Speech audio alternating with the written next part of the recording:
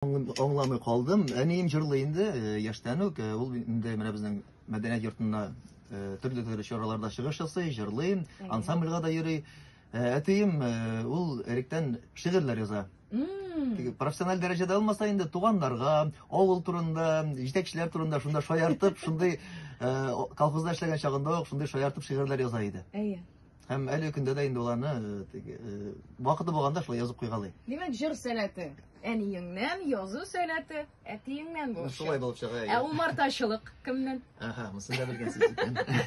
Умартачылык минем бабамнан. Димәк, бабай умартачы. Әбиеңнән нәрсә? Шулай ук җырдыр, әбием дә җырлый иде. Бабам инде ул хәзер мәрхүм, инде урынлы җимакта булсын. Аның умарталык белән шөгыльләнгәнен балачактан ук карап үстем. Каникулларда кунакка барганда карый идек, без инде бергә яшәмидек. Шуңа каникуллар барганда күреп, кызыксынып йөрдем. Аннары инде үзем тормыш белән яши башлагачтан ничектер умартада аваз килде. Бик катлаулы һәм җаваплы эш бит ул. Җаваплы.